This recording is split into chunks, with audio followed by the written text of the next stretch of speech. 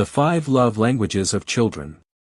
There's something quietly powerful about being truly seen by your child, and more so, letting your child feel truly seen by you. But parenting, in all its busyness and love, can sometimes leave us wondering if we're really getting through. We feed, clothe, guide, and protect. And yet, we might pause at night and wonder, does my child actually feel loved by me? That question sits at the heart of this book. The 5 Love Languages of Children isn't about big parenting theories or perfect strategies. It's about connection, the kind that reaches past routines and responsibilities, into the heart of a child who just wants to know they matter. Gary Chapman and Ross Campbell bring their years of insight together to help us understand one simple but life-changing truth: every child has a unique emotional language of love. And when we learn to speak that language, everything else begins to grow: trust, cooperation, confidence, peace. The journey begins with something foundational, something we often take for granted: love itself. In the opening chapter, the authors make a case that love is not just an emotion or a word, it's the very soil our children need to thrive. Without it, no amount of discipline, reward charts, or clever parenting tricks will reach the child's heart. And yet, love must be more than assumed. Children, unlike adults, don't simply know they're loved because you tell them so.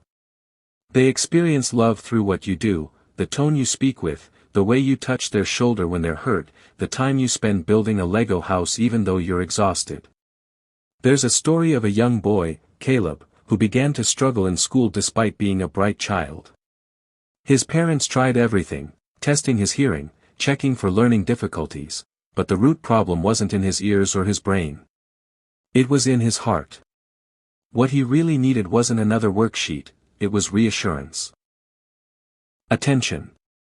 Emotional connection. Caleb's actions weren't cries for answers. They were quiet calls for love. This chapter invites us to imagine that each child has an invisible love tank. If it's full, they flourish, learning becomes easier, behavior more cooperative, and emotions more balanced.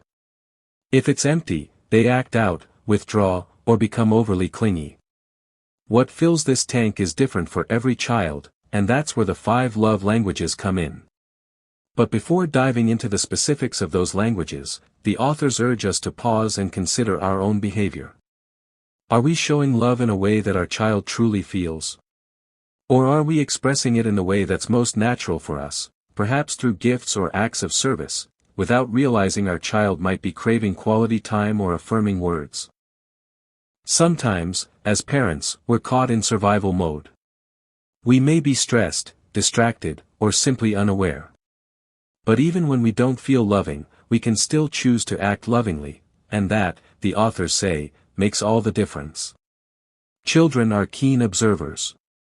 They notice when we choose connection over convenience. When we pause what we're doing just to listen. When we hug them even though they've made a mess. And it's not just about making them feel good in the moment. These acts, this consistent filling of the love tank, shape who they become. A child who feels deeply loved is more likely to grow into an adult who can give love freely, form healthy relationships, and navigate conflict with empathy. Of course, love doesn't eliminate every struggle. There will still be tantrums, teenage moods, and parenting missteps. But when love is the foundation, clear, steady, and freely given, it becomes the compass both you and your child can return to when things get tough. This opening chapter is a gentle reminder that love is not just the start, it is the center. Before we set boundaries, teach responsibility, or try to fix what's broken, we must begin by loving well. Not just in the way that feels natural to us, but in the way that our child can actually receive. And so, we begin this journey, not with formulas, but with curiosity. A willingness to learn how our child's heart speaks, and how ours can respond. One love language at a time. Some expressions of love speak louder than words, and don't require any words at all. In Chapter 2, the authors gently lead us into the world of physical touch, the first of the 5 love languages, and one that often speaks volumes in the silent language of presence. For children whose primary love language is physical touch, the warmth of a hug, the brush of a hand on the shoulder, or a gentle kiss on the forehead means everything. It is not just affection, it is connection. It tells them, without explanation, you are safe. You are loved. I'm here. From the very beginning of life, touch is our first emotional language. Long before a baby can understand a sentence, they understand the feel of their caregiver's arms. This early wiring is no accident. It's how we were made to bond. And for some children, that need for affectionate touch continues to be the most powerful way they feel love.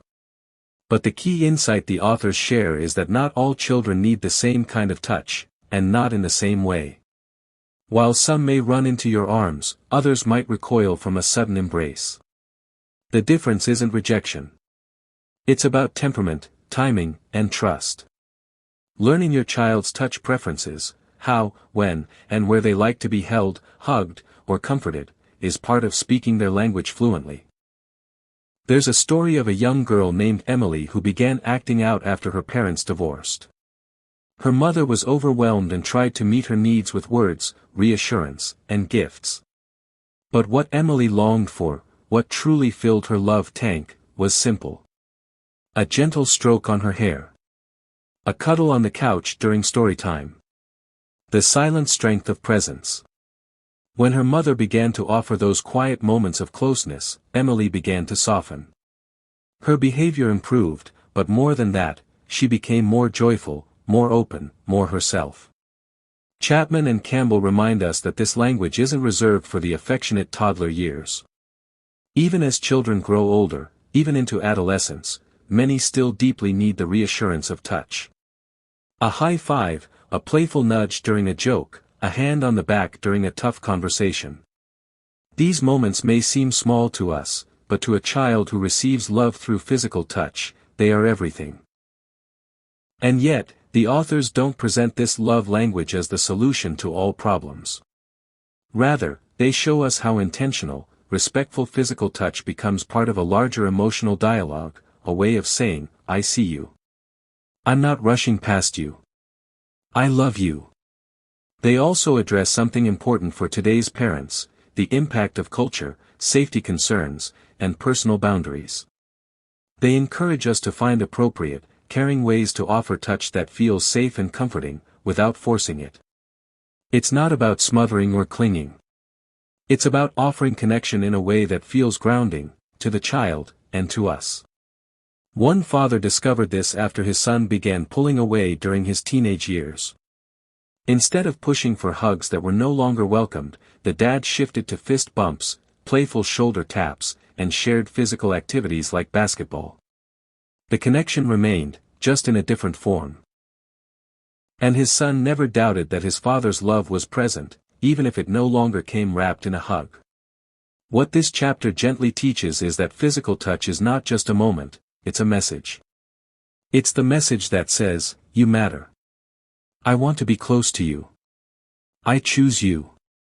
And for children who speak this language, touch becomes a memory their body never forgets, a thread of love they carry into adulthood.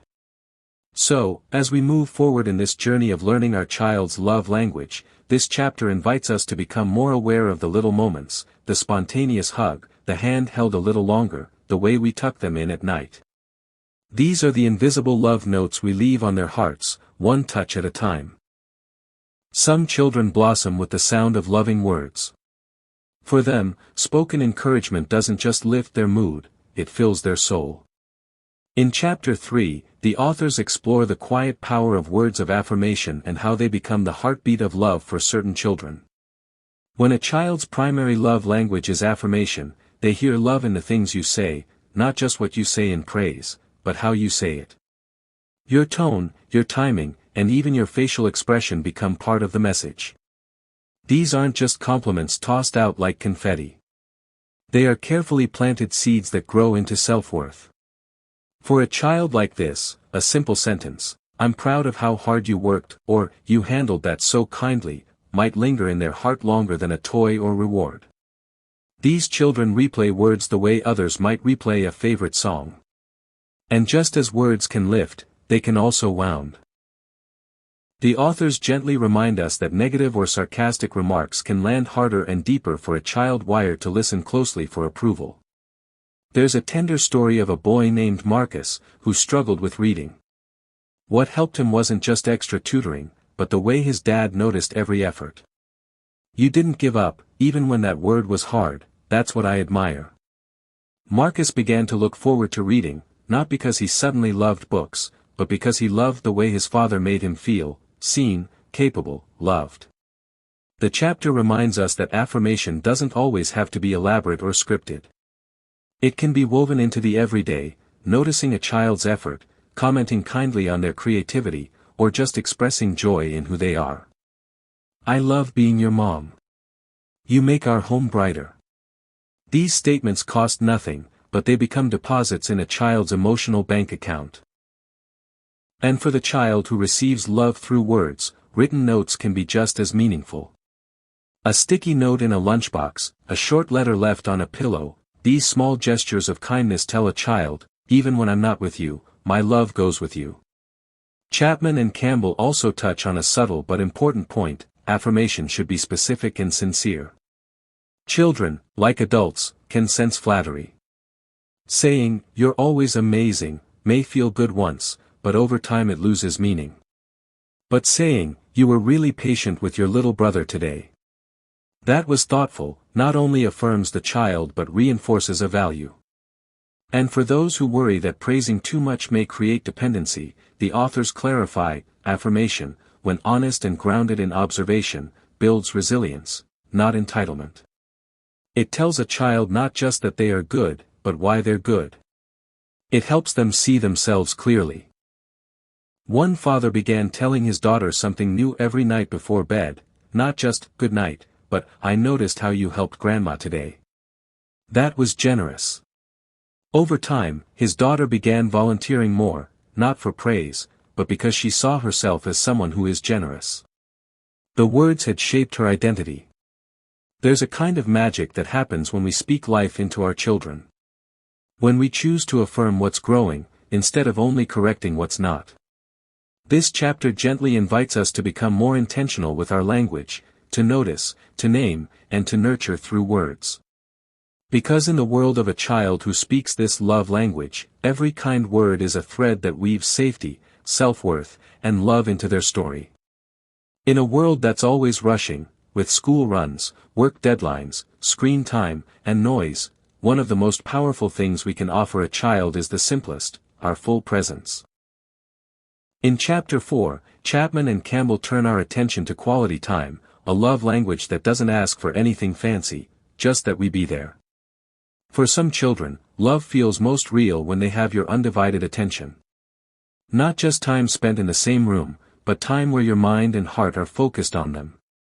These children light up not because of what you do, but because of how you do it, with attention, warmth, and presence.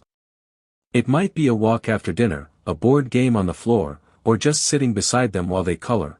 What matters is that in that moment, they feel like they are the most important person in your world. That's what fills their emotional tank. The authors gently point out how easy it is to miss this. We often confuse proximity with presence. A parent might be home, physically nearby, but distracted, answering emails, folding laundry, scrolling through a phone. And for a child who longs for quality time, this can feel like quiet rejection. Not intentional, but still painful.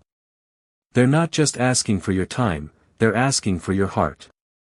There's a tender story about a boy named Josh who kept interrupting his dad while he was working from home. At first, the father grew frustrated, reminding Josh that he was right here. But when he finally paused and gave his son 15 minutes of full, engaged time, eye contact, questions, laughter, Josh stopped interrupting.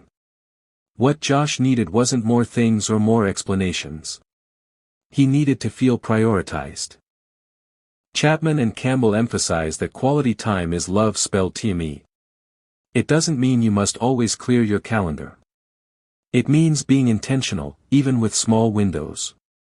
5 minutes of focused connection can mean more to a child than an entire hour of distracted multitasking.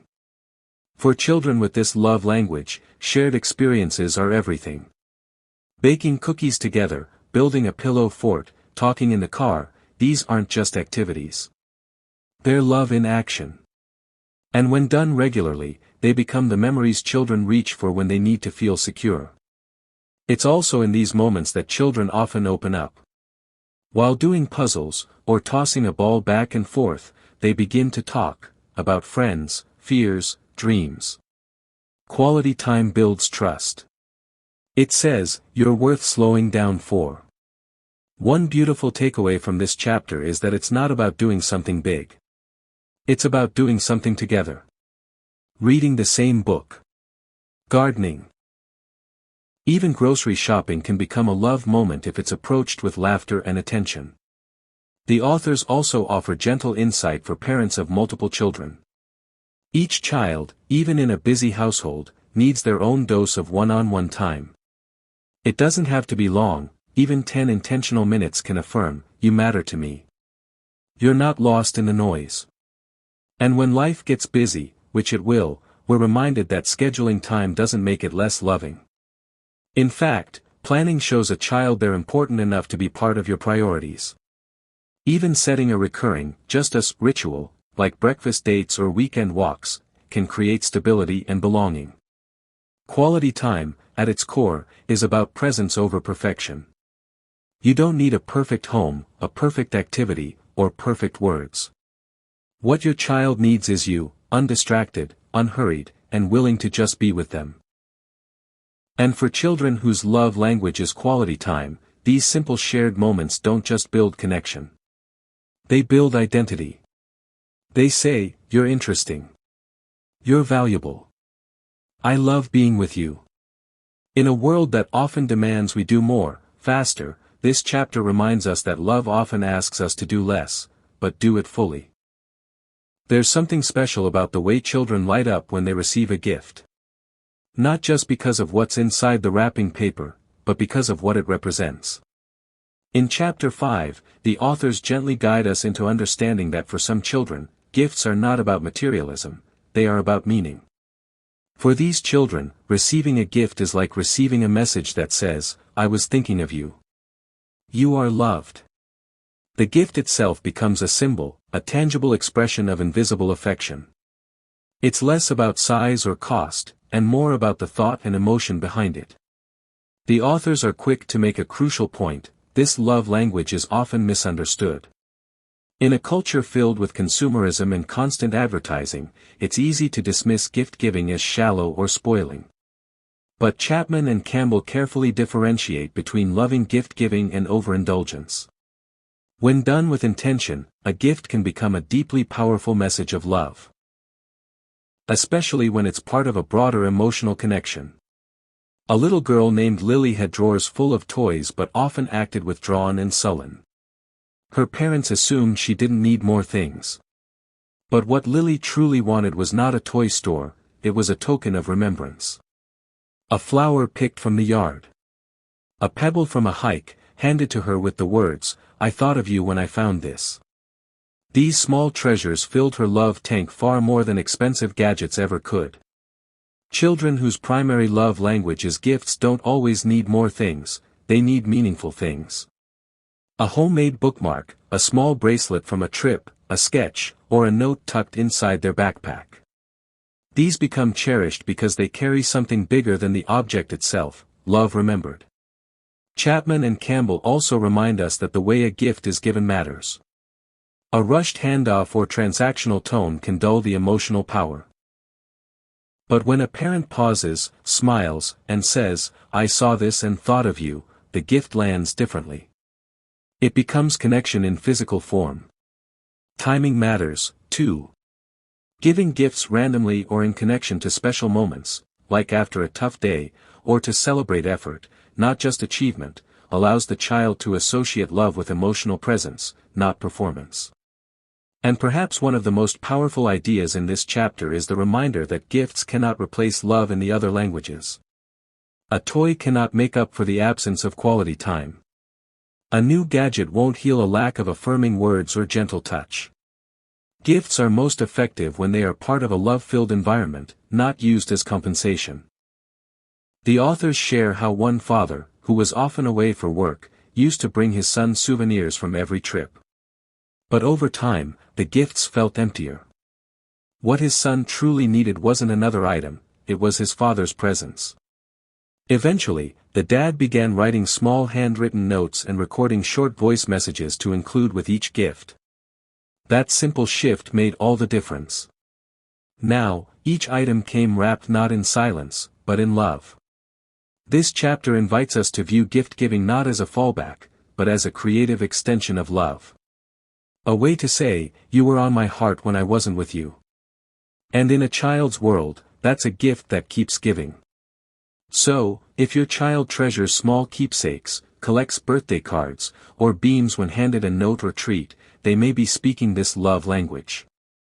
And by honoring that, you're not spoiling them, you're speaking to their heart, in a language they can hold in their hands. Sometimes love looks like tying a shoelace.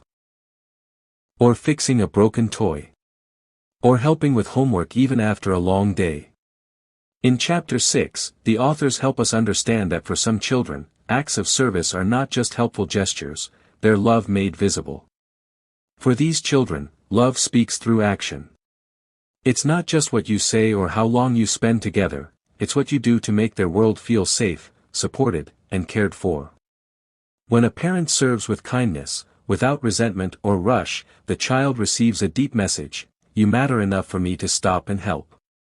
Of course, all children need some level of service. We dress them, feed them, drive them, guide them. But the difference here is in how the child interprets those acts. For a child with this primary love language, even small services take on great emotional meaning. Helping them find a missing sock might feel like love in action. Taking the time to repair a toy they care about becomes a sign that their inner world is important to you. There's a story of a boy named Ethan whose mother always reminded him to clean his room, brush his teeth, and do things for himself. He was capable, but emotionally disconnected. One afternoon, she took the time to help him reorganize his Lego collection, not because he asked, but because she knew it mattered to him. In that quiet act, something shifted.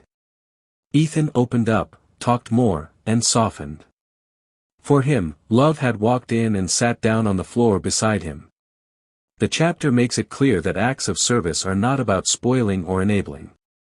The goal is not to do everything for your child, but to meet their needs in ways that fill their emotional tank, and then gently guide them toward independence. Chapman and Campbell draw a beautiful distinction here: serving out of love builds connection, serving out of guilt or exhaustion creates imbalance. That's why the tone of service matters. A slammed sandwich on the counter doesn't feel like love. But a moment of shared laughter while making lunch can change a child's whole day. Children with this love language tend to notice details, the way you remember their favorite meal, or how you fix something they broke without being asked. They may even mimic you, offering help to others as a way to express their own affection. But the authors also remind us, teaching service is part of showing it. As children grow, they need to learn how to serve others, not just to receive it. That balance builds character.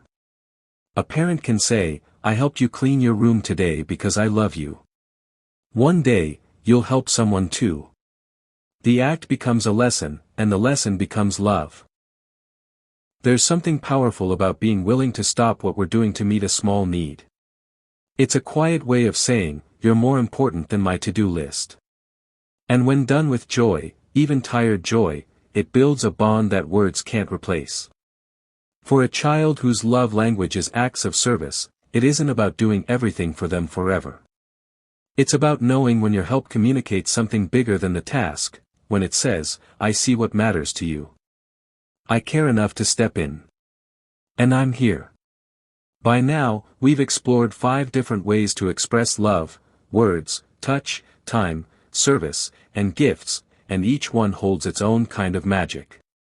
But the real heart of this book lies in helping us discover which of these speaks most clearly to our own child. That's where Chapter 7 gently leads us, into the quiet art of listening, watching, and understanding our child's emotional language.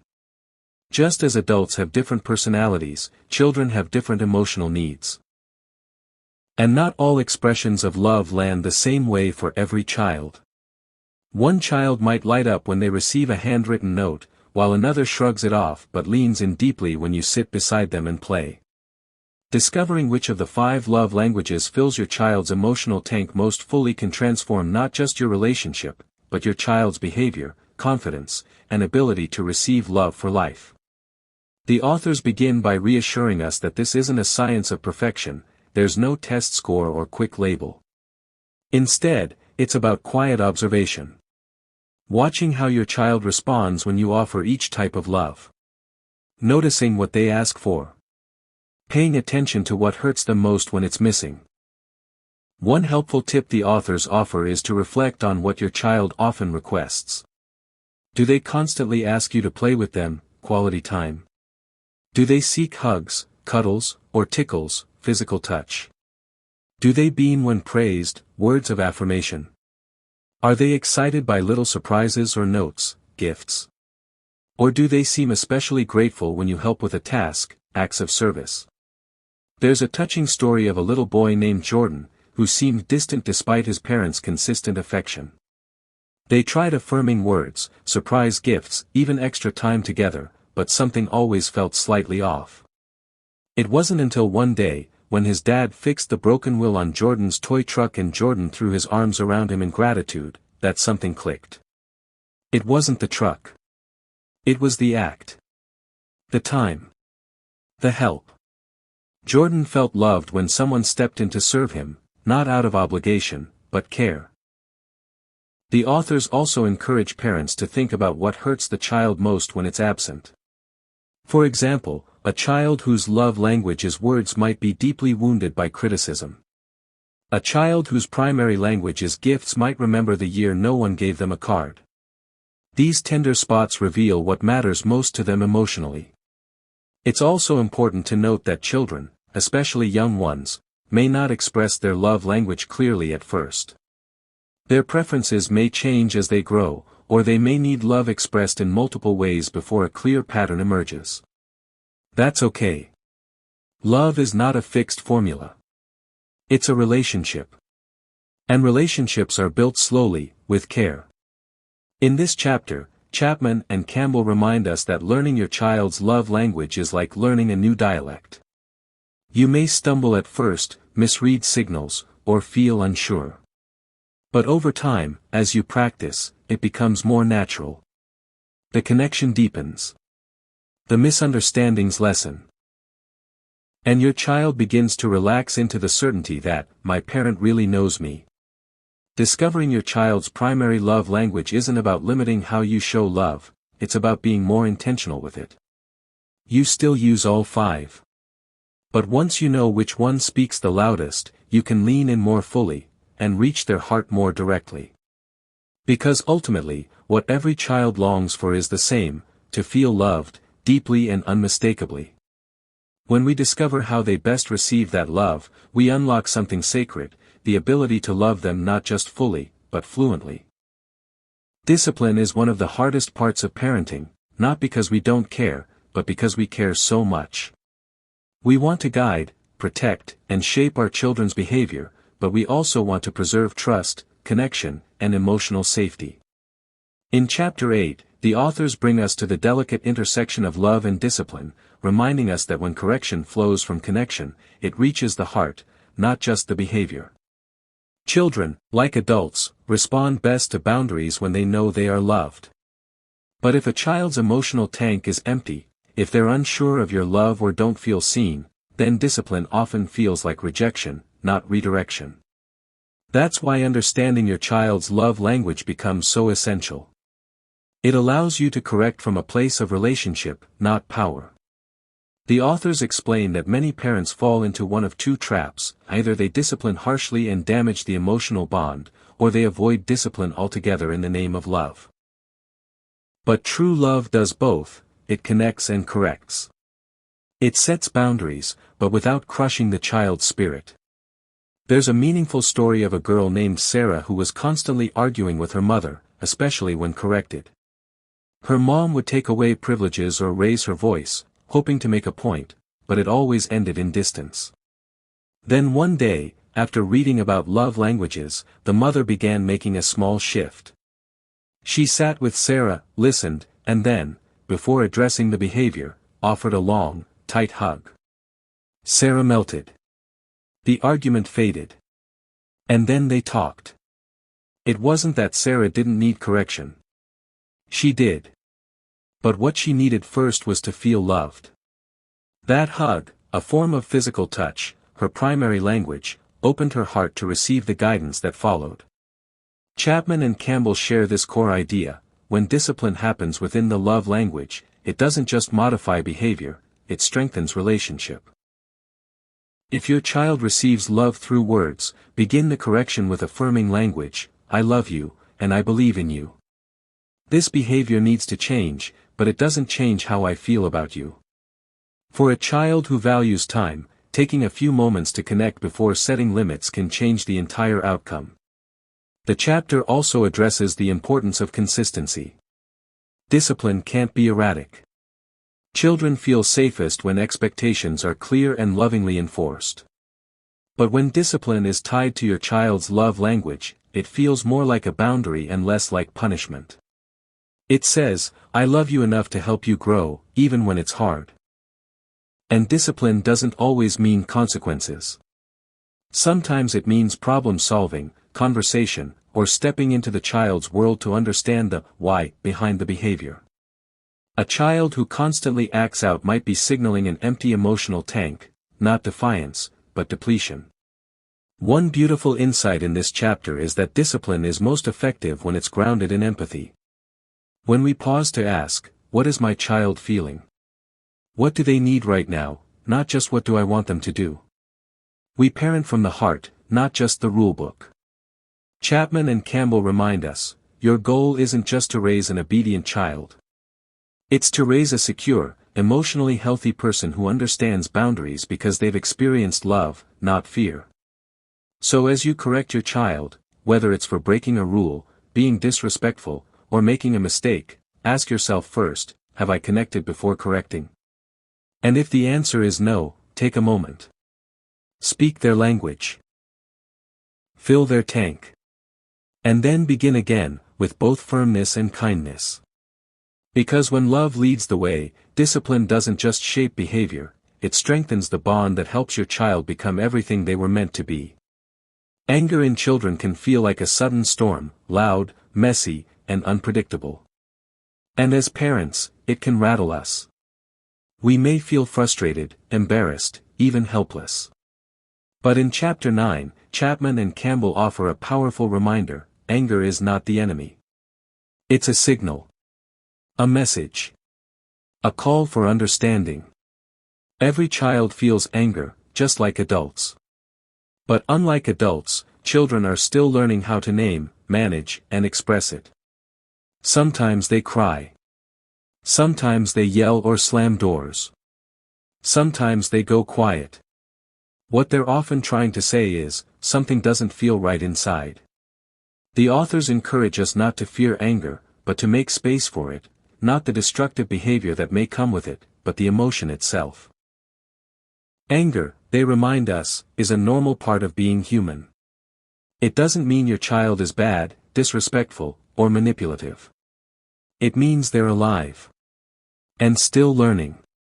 What's most powerful in this chapter is the way Chapman and Campbell connect a child's love language with how they process and recover from anger. When a child is upset, reacting in a way that speaks to their love language can be the key to helping them feel safe enough to calm down. For example, if a child's language is physical touch, a gentle hand on their back, even if they're fuming, can be grounding. If their language is words of affirmation, they may need to hear, I know you're angry, and I still love you. Let's talk when you're ready. A child who longs for quality time might just need you to sit near them in silence until the storm passes. The idea here is simple but profound: children can't regulate their emotions when they don't feel safe, and love creates that safety. It doesn't erase the anger. It surrounds it with calm. There's a story in this chapter of a boy named Dylan who would throw things when angry. His parents tried consequences, stern lectures, even ignoring the behavior, but nothing helped. Then one day, after Dylan slammed a door, his mom quietly walked in, sat beside him, and softly said, "That was a big feeling. I'm here when you're ready to talk." It took a while, but eventually Dylan opened up. And over time, the tantrum softened, not because he was punished, but because he was understood. The authors also help us reframe anger as an opportunity. Every meltdown, every outburst, is a moment to teach, not just discipline. We can teach children how to name what they feel, what triggered it, and what to do next time. And we can model it too, showing our own restraint, owning our emotions, and returning with repair when we mess up. But the heart of this chapter is empathy. When a child is angry, we can ask ourselves, what's underneath this? What loss, frustration, or fear is driving it? Often, it's a sign of unmet needs, broken boundaries, or even emotional disconnection.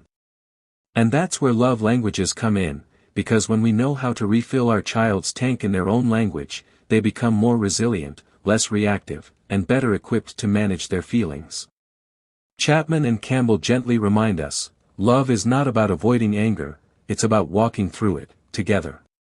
When we create an environment where feelings are allowed, where connection remains even in conflict, we teach our children that love is steady, even when life is not. So the next time anger erupts, take a breath. Reach for the language that speaks to your child's heart. And remember, it's not about winning the argument. It's about keeping the relationship strong enough to weather every storm. Children don't stay the same, not in size, not in voice, not in mood, and certainly not in emotional need. As they grow, the way they receive and express love shifts, deepens, and sometimes even becomes more complex. In Chapter 10, Chapman and Campbell walk us through what it means to love our children consistently, even as they change. The foundation remains: every child has a primary love language, one way that fills their emotional tank best. But that language might look different at age 3 than it does at 13. And part of our job as parents is to stay curious. To keep asking, what is my child needing now? What fills their tank at this stage? In early childhood, the love languages are often easier to spot. Young children tend to be more expressive, they seek hugs, ask for help, light up at a small gift, or beg you to play. But as they enter middle childhood and adolescence, their emotional world becomes more layered. A once cuddly child may now pull away. A chatty 8-year-old may turn into a quiet 12-year-old. It's not that they've stopped needing love. It's that they're now learning how to protect their growing sense of identity. And this is where many parents make a quiet mistake: they stop expressing love as often, assuming their child no longer wants or needs it. But Chapman and Campbell gently remind us, as children grow, they don't need love less, they need it more thoughtfully. A teenager whose primary language is words of affirmation may not want public praise, but may deeply treasure a handwritten note. A child who once begged for piggyback rides might now prefer a high five or a playful bump on the shoulder, still physical touch, just with different boundaries. A child who once talked non-stop might now need shared time in silence, just sitting beside you, headphones in, but close. That, too, is quality time. The key is adaptation. Holding the same heart, but adjusting the expression. Love, after all, is not rigid. It's responsive. And when we keep learning our children, we show them they are worth understanding. The chapter also encourages us to think long-term. These expressions of love don't just shape childhood, they shape character. They lay the foundation for how our children will relate to friends, future partners, their own children. A child whose love tank is consistently filled grows into an adult who is less needy, more secure, and more generous with love. One father shared that his teenage son, who was growing distant, seemed unreachable until he began planning regular coffee runs, just the two of them. The time together wasn't filled with deep talks, but the quiet routine opened the door. Over time, trust returned. The boy hadn't outgrown his love language. He just needed it to meet him where he was. This chapter invites us to step back and remember that love is not one size fits all, and it's not one stage fits all either. As our children grow, we can grow with them. Adjusting. Noticing. Offering love in ways that reflect who they're becoming. Because when a child, or teen, knows that your love evolves with them, they begin to trust that it will be there no matter what. Through every growth spurt. Every attitude shift. Every awkward silence. And that's the kind of love that lasts. Parenting is never perfect. It's full of late nights, hard conversations, repeated lessons, and moments where you question whether you're doing any of it right. But if this book leaves you with one lasting truth, it's this: children thrive not on perfection, but on love, consistent, intentional, and spoken in a way their heart understands. Each child is born with a deep emotional need to feel loved. Not just told, "I love you," but to experience that love in a way that truly fills their heart. Some children need your full attention. Some crave the comfort of a touch. Others are lifted by kind words, meaningful gifts, or thoughtful acts of service. And many need a mix, because love isn't always neat or singular. But when we take the time to learn our child's emotional language, to really see them and reach them, we don't just improve their behavior. We strengthen the bond. We lay a foundation of security they will carry into every relationship for the rest of their lives. What Chapman and Campbell offer isn't a parenting formula. It's a quiet invitation, to listen more closely, to love more fluently, and to connect more deeply. They remind us that behind every tantrum, every sulk, every withdrawn stare is a child asking, "Do you still love me? Even now?" And the answer, spoken through their love language, can be a lifeline.